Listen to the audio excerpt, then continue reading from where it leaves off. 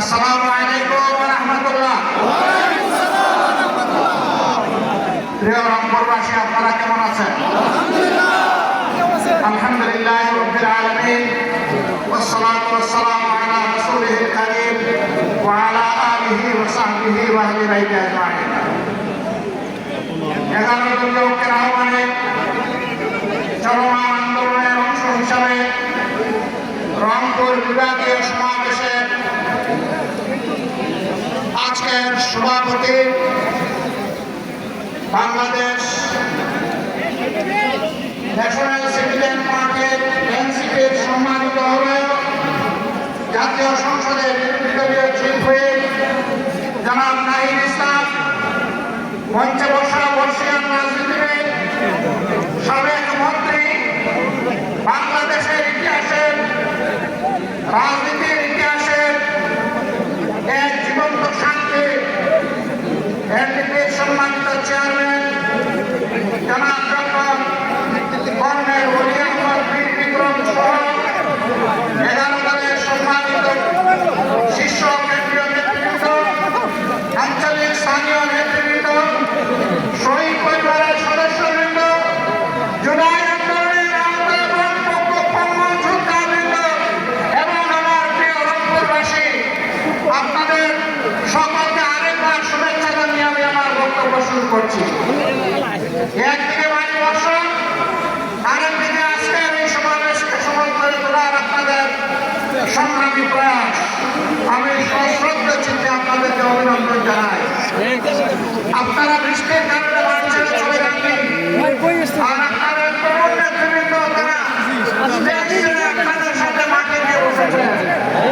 আমি আপনাদের সবাইকে অভিনন্দন জানাই, কারণ আপনারা পারবেন।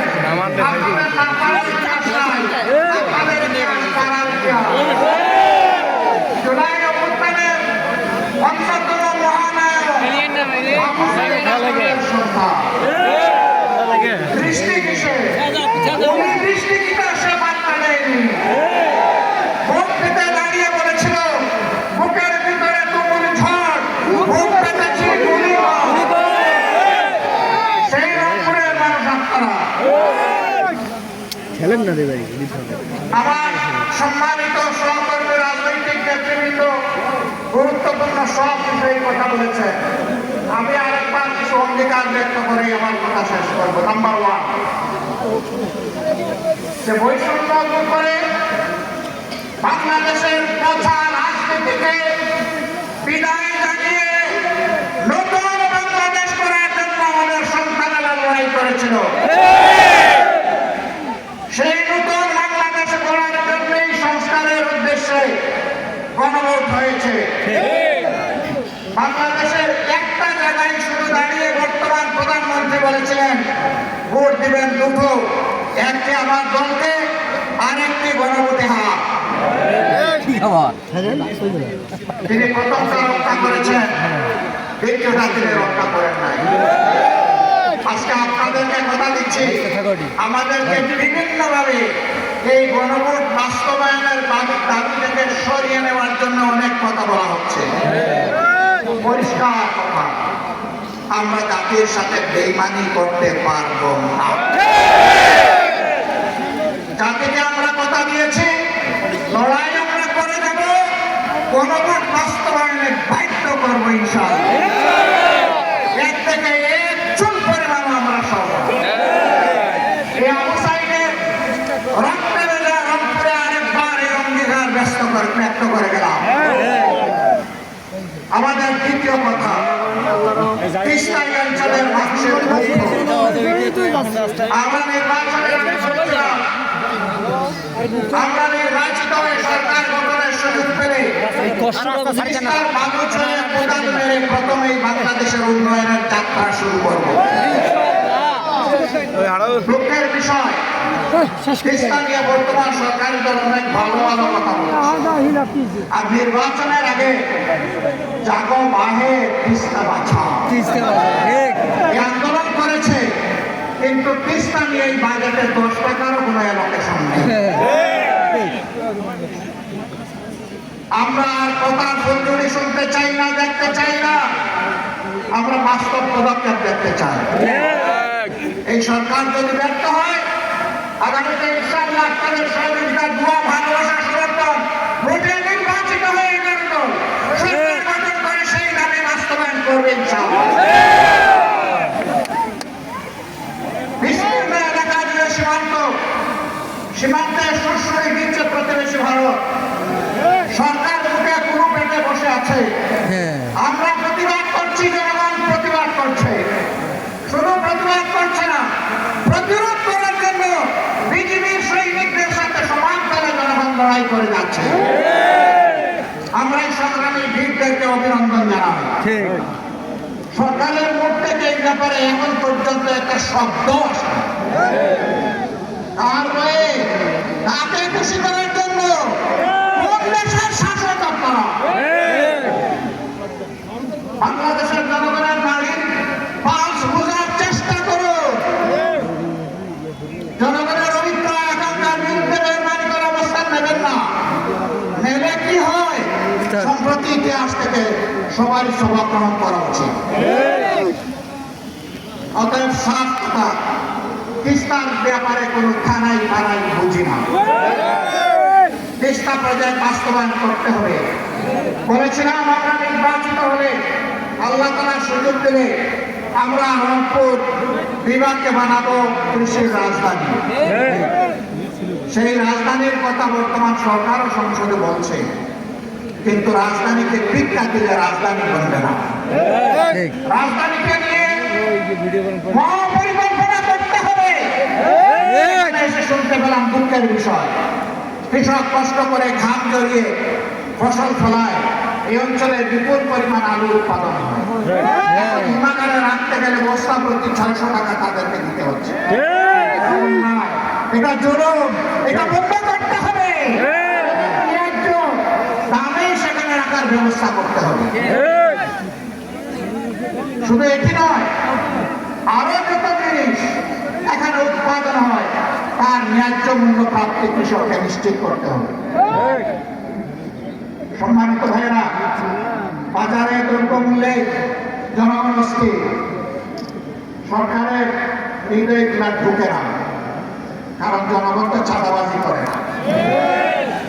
তাদের তো অবৈধ অর্থের উৎস নেই, তারা ঘুষ দুর্নীতির সাথে সম্পৃক্ত নয়।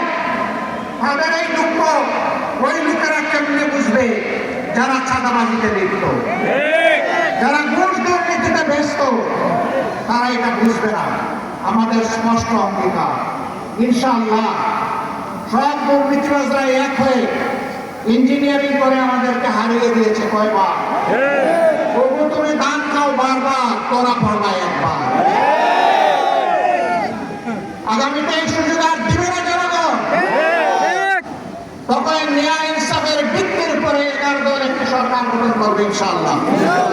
যেই দেশে চাঁদাবাজ তো দূরের কথা, তাদের ছায়াও সহ্য করা হবে না। দুর্নীতি করার প্রয়োজন কারো হবে না। সম্মানজনকভাবে সবাই বাঁচতে পারবে। এরপরে রুমের ঘোষণার্থে কেউ দুর্নীতি করলে তাকে ছেড়ে কথা বলা হবে না। প্রধানমন্ত্রী হলেও না, তাকেও বিচারের মুখোমুখি করা হবে। সম্মানিত ভাইয়েরা, এই দেশ আমাদের, আল্লাহ রক্ষা কর্তা।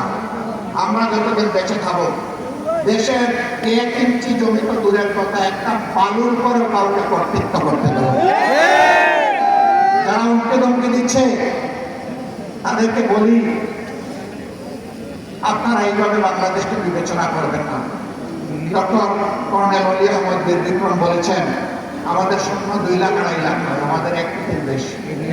আমি বলবো, এই দেশে জন্ম দেওয়া প্রত্যেকটা নারী পুরুষই আমাদের সৈন্য। জুলাইতে এটার প্রমাণ রেখেছে সবাই। মায়েরা রেখেছে, বোনেরা রেখেছে, মেয়েরা রেখেছে, ভাইয়েরা রেখেছে, সন্তানেরা রেখেছে এবং বয়স্ক পুরুষেরা রেখেছে, কোলের শিশুও রেখেছে। এই যে জাবির ইব্রাহিম মারা গিয়েছে, তার অভিপ্রায়টা লক্ষ্য করবেন, সে কি বলেছিল। আরেকটা ছেলে বারবার তাকে সরিয়ে দেওয়া হচ্ছে, তুমি সরে যাও, তুমি ছোট মানুষ। ওই সাবধান, আমাকে সরানোর চেষ্টা করবেন না। আমি এসেছি আন্দোলন করতে, প্রতিরোধ গড়ে তুলতে। আপনি আপনার কাজ করেন, আমাকে আমার কাজ করতে দেন।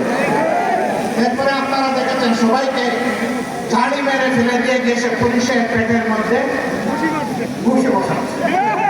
তুই আমার ভাইকে হত্যা করেছিস। আজকে সেই হত্যাকারী পুলিশদেরও বিচার ঘুরিয়ে দেওয়ার জন্য এক দলতে পড়ে লেগেছে।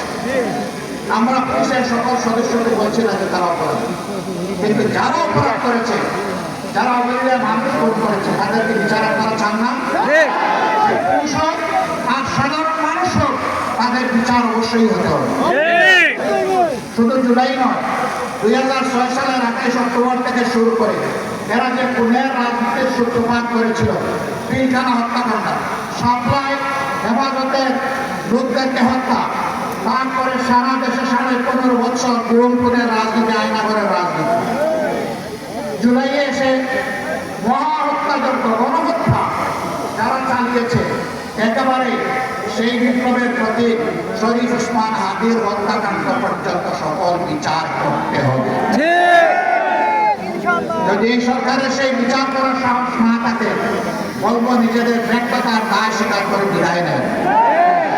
পরবর্তী সরকার এসে সেই বিচার করবে ইনশাআল্লাহ। আপনারা তৈরি আছেন? শুধু এই মাঠে তৈরি থাকবেন না 24 ঘন্টা? 2 দিন, 1 দিন নাকি সারা জীবন? ইনশাআল্লাহ লড়ে যাব, আমরা ক্ষান্ত হব না, আমরা জিতবো ইনশাআল্লাহ, আমরা মাথা নত করবো না। আমরা বীরের জাতি হিসাবে মাথা উঁচু করে বিশ্ব দরবারে দাঁড়াবো, কোন মিনি আধিপত্যবাদের কাছে আমরা নথি স্বীকার করব না। আপনাদেরকে আরেকবার ধন্যবাদ, এই বিপ্লবী জনতাকে ধন্যবাদ। এই আবু সাঈদ এবং আবু সাঈদের বন্ধুরা, তোমাদের আত্মার কাছে আমরা অঙ্গীকার করছি আরেকবার, আমরা বৈষম্যহীন বাংলাদেশ গড়ব ইনশাআল্লাহ।